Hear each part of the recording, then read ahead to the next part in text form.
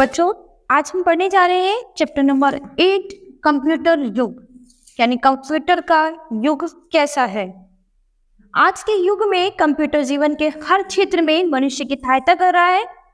पढ़ने लिखने, बिल बनाने, टिकट छापने, हवाई जहाज और अंतरिक्षयान उड़ाने, रोगों की जांच और इलाज में अर्थात सभी जगहों पर कंप्यूटर का प्रयोग किया जा रहा है।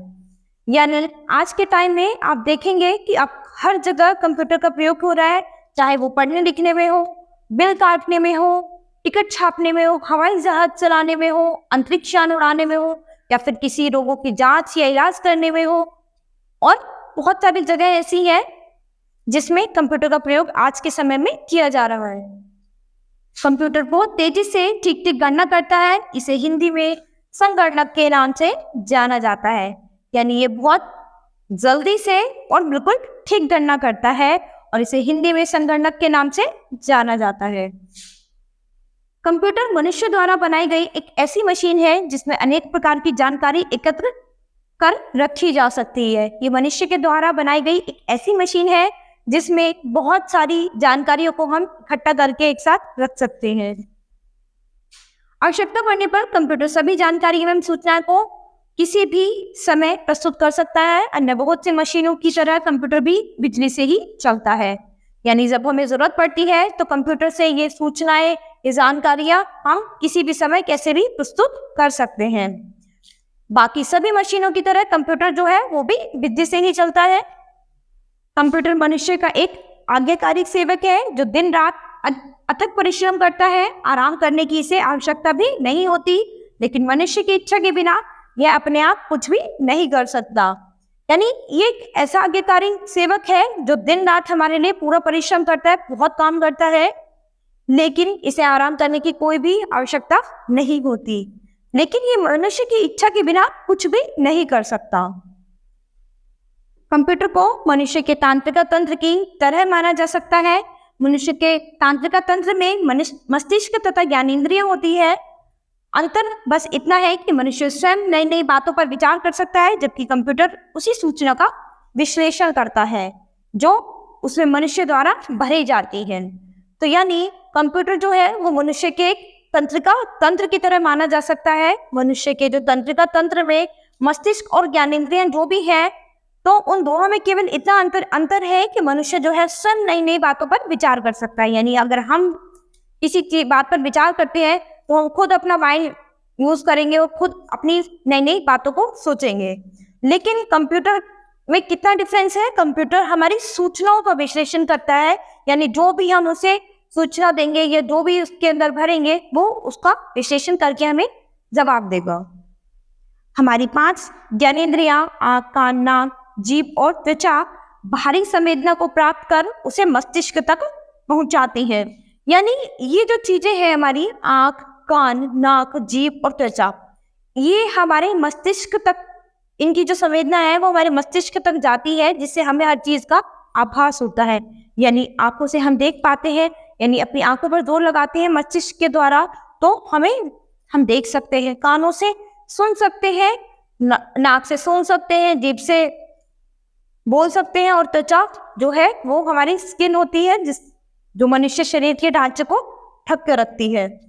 मस्तिष्क उस पर विचार कर निर्णय करता है और शरीर की मांसपेशियों को कार्य करने के लिए प्रेरणा भी देता है। हमारा जो मस्तिष्क है वो हमारे शरीर की मांसपेशियों को कार्य करने के लिए प्रेरित करता है। कंप्यूटर का कीबोर्ड टाइपराइटर जैसा ही एक यंत्र होता है जिसके माध्यम से हम सूचनाएं इसके मस्तिष्क यानी सीपीयू तक पहुंचाते हैं। कंप्यूटर का जो कीबोर्ड और टाइपराइटर जैसा एक यंत्र होता है जिसके माध्यम से हम सूचनाएं जो है इसके सीपीयू यानी इसके मस्तिष्क तक पहुंचाते हैं। कीबोर्ड में टाइप करके हम अपने क्वेश्चंस को उसमें डाल देते हैं, जो कि सीपीयू तक जाकर हमें हमारा आंसर निकाल कर दे देता है। कीबोर्ड की सहायता से हम कंप्यूटर को आदेश कर सकते हैं। ऐसे ही कई आदेश हम कंप्यूटर के एक अभिन्न अंग माउस से भी कर सकते हैं। तो ऐसे ही बहुत सारे जो आदेश हैं वो हम अपने माउस से भी कर सकते हैं। ये सभी सूचनाएं एवं आदेश कंप्यूटर के मस्तिष्क में पहुंचते हैं। कंप्यूटर के मस्तिष्क को सीपीयू कहते हैं। यानी कंप्यूटर का जो मस्तिष्क है वो कौन है? सीपीयू कहलाता है। सीपीयू सभी आदेशों का पालन मानव निर्मित कार्यक्रमों के माध्यम से करता है। सीपीयू बहुत तेज गति से सूचनाओं का विश्लेषण करने के साथ आदेशों के अनुसार उसकी मांगी गई सूचनाएं और जानकारियां प्रस्तुत करता है। यानी सीपीयू क्या करता है कि जिस मानव द्वारा जो भी सूचनाएं मांगी गई है उसको उनकी जानकारियां प्रस्तुत करता है। मॉनिटर पर हम हर प्रकार की जानकारी उभर आती है। मॉनिटर टेलीविजन जैसा दिखता है, लेकिन इस पर वे ही चीजें दिखाई देती हैं जो सीपीयू के आदेश पर उभरती है। यानी मॉनिटर क्या है, ये हमारी जानकारी को उभार देता है, यानी जिसपे हमें पता चलता है कि हमारी जानकारी है क्या, जिसकी हमने सूचना मांगी थी। मॉनिटर जो है वो एक टेलीविजन जैसा दिखाई देता है, लेकिन इस पर वे ही चीजें दिखाई देती हैं जो सीपीयू के आदेश पर उभरती है। यानी जो उसका मस्तिष्क कहता है, यानी सीपीयू कहता है, वही चीजें उस पर उभरती हैं। मॉनिटर पर उभरी जानकारी प्रिंटर के माध्यम से छापी भी जा सकती है। यानी उस पर जो जानकारी निकल कर आई है वो हम प्रिंटर के द्वारा उसे छाप भी सकते हैं, उसका प्रिंट भी निकाल सकते हैं। प्रिंटर विभिन्न प्रकार के होते हैं जिनकी छपाई क्षमता में भी अंतर होता है। कुछ प्रिंटर बहुत अच्छी गुणवत्ता की छपाई करते हैं जैसे लेजर प्रिंटर, तथा कुछ प्रिंटर साधारण छपाई करते हैं जैसे डॉट मैट्रिक्स प्रिंटर। यानी प्रिंटर भी जो है वो कई तरह के होते हैं। तो कुछ प्रिंटर जो होते हैं बहुत ही अच्छी गुणवत्ता वाले होते हैं जैसे कि लेजर प्रिंटर। कुछ प्रिंटर ऐसे होते हैं जो एक नॉर्मल छपाई करते हैं जैसे डॉट मैट्रिक्स प्रिंटर।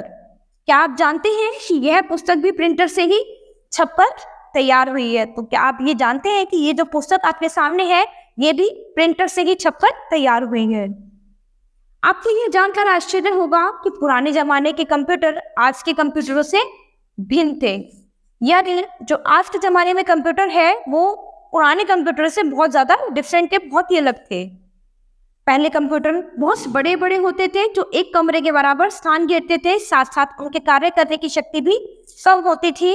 लेकिन अब जो कंप्यूटर बनाए जा रहे हैं वे अधिक शक्तिशाली होते हैं जो प्रति क्षण 10 लाख से भी अधिक गणना कर सकते हैं। यानी पहले जो कंप्यूटर होते थे वो बहुत ही बड़े बड़े होते थे, यानी इतने बड़े होते थे जो एक कमरे की जगह पूरी घेर लेते थे, और उनकी गणना करने की क्षमता यानी वो जो कार्य करते थे वो भी बहुत धीरे धीरे करते थे। लेकिन आज के टाइम में जो कंप्यूटर बनाए जा रहे हैं वो क्या है, वो बहुत ही पावरफुल है और उनकी जो गणना करने की क्षमता है वो भी बहुत ज्यादा है। वो एक क्षण में 10 लाख से भी ज्यादा 10 लाख से भी अधिक चीजों की गणना कर सकते हैं। आजकल कुछ छोटे कंप्यूटर का भी निर्माण किया गया है जिनका आकार मोटी सी किताब जितना होता है, उन्हें लैपटॉप के नाम से जाना जाता है। यानी आजकल कुछ छोटे कंप्यूटरों का भी निर्माण किया गया है जो लगभग एक मोटी सी किताब के बराबर होते हैं, जिनको हम किस नाम से जानते हैं, लैपटॉप के नाम से। ये कंप्यूटर बैटरी से चलाए जाते हैं, इसलिए उनका प्रयोग यात्रा के दौरान भी किया जा सकता है। यानी ये कंप्यूटर जो है किससे चलाए जाते हैं, बैटरी से चलाए जाते हैं, इसीलिए इसका प्रयोग हम अपनी यात्रा के दौरान भी कर सकते हैं। यानी इसे कहीं पे भी आप ले जा सकते हो और कहीं पर भी इसका यूज कर सकते हो। पिछले 30 वर्षों में कंप्यूटर तकनीक में अत्यधिक उन्नति हुई है। ईमेल, ई मनोरंजन, ई शिक्षा, ई चिकित्सा, ई कॉमर्स आदि में दुनिया ने तरक्की ला दी है। यानी पिछले 30 सालों में कंप्यूटर ने बहुत तरक्की कर ली है। ईमेल, ई मनोरंजन, ई शिक्षा, ई चिकित्सा, ई कॉमर्स, इन सभी ने दुनिया में क्रांति ला दी है।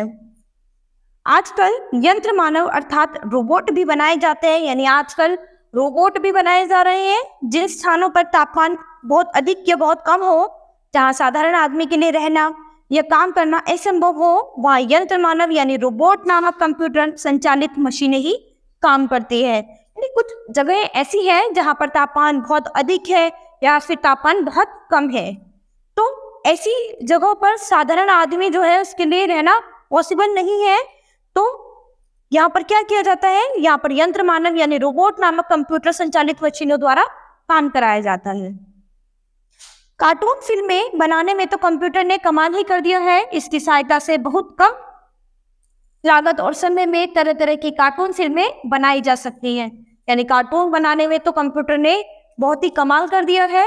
इसके द्वारा समय बहुत ही कम समय में तरह तरह की कार्टून फिल्में बनाई जा सकती हैं। बच्चों और बड़ों के मनोरंजन के लिए तरह तरह के कंप्यूटर खेल विकसित किए गए हैं। इन्हें टेलीविजन पर रिमोट की सहायता से खेला जा सकता है। यानी कंप्यूटर के द्वारा बड़ों और बच्चों के लिए भी बहुत सारे मनोरंजन के कई तरह के गेम्स बनाए गए हैं जो हम टेलीविजन पर अपने टीवी पर रिमोट की सहायता से खेल सकते हैं। कंप्यूटर की सहायता से हम हजारों किलोमीटर दूर बैठे व्यक्ति के नाम अपने संदेश पलक झपकते ही भेज सकते हैं और उनके जवाब भी तुरंत प्राप्त कर सकते हैं। यानी कंप्यूटर के द्वारा हम बहुत दूर बैठे व्यक्ति को भी अपने संदेश भेज भी सकते हैं और अपने संदेश प्राप्त भी कर सकते हैं। यानी कोई भी मैसेज अगर हमें दूर बैठे किसी भी व्यक्ति को देना है तो वो हम उसे दे भी सकते हैं और मैसेज ले भी सकते हैं, पा भी सकते हैं। चिकित्सा, शिक्षा और सुरक्षा कार्यों में कंप्यूटर और इंटरनेट का योगदान अत्यंत प्रशंसनीय है।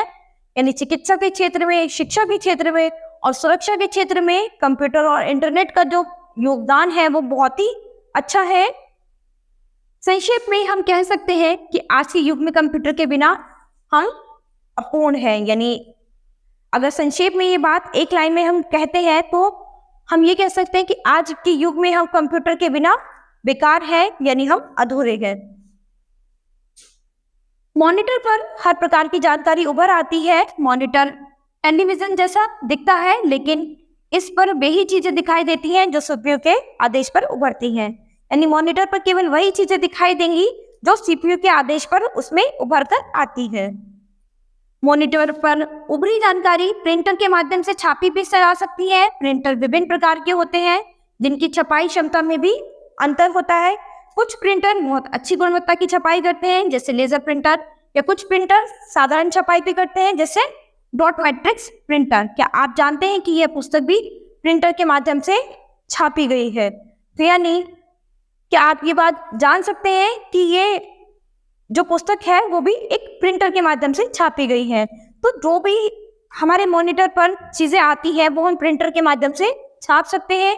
प्रिंटर जो है वो बहुत तरह के होते हैं, यानी किसी की गुणवत्ता अच्छी होती है, किसी की कम। तो जो अच्छी गुणवत्ता वाले प्रिंटर होते हैं उन्हें लेजर प्रिंटर कहते हैं और जो कम गुणवत्ता वाले प्रिंटर होते हैं उन्हें डॉट मैट्रिक्स प्रिंटर कहते हैं।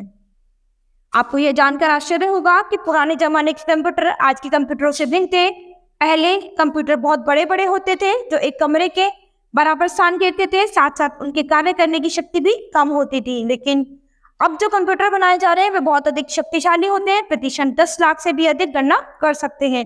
यानी आपको ये जानकर बहुत ही आश्चर्य होगा कि पहले के जो कंप्यूटर थे वो बहुत बड़े हुआ करते थे, यानी एक कमरे की जितनी जगह वो लेते थे और थोड़े कम शक्तिशाली होते थे, बहुत कम कार्य करते थे। लेकिन जो आज के कंप्यूटर बनाए जा रहे हैं वे बहुत अधिक शक्तिशाली हैं और प्रतिशत 10 लाख से भी ज्यादा अधिक गणना कर लेते हैं। आजकल कुछ छोटे कंप्यूटरों का भी निर्माण किया गया है जिनका एक आकार मोटी सी किताब जैसा होता है। उन्हें लैपटॉप के नाम से जाना जाता है। वे कंप्यूटर बैटरी से चलाए जाते हैं, इसलिए उनका प्रयोग यात्रा के दौरान भी किया जा सकता है। यानी आजकल छोटे कंप्यूटरों का निर्माण किया गया है जिन्हें लैपटॉप कहते हैं और उन्हें हम यात्रा के दौरान भी ले जा सकते हैं। पिछले 30 वर्षों में कंप्यूटर तकनीक में अत्यधिक उन्नति हुई है। ईमेल, ई मनोरंजन, ई शिक्षा, ई चिकित्सा, ई कॉमर्स आदि ने दुनिया में बहुत ही क्रांति ला दी है।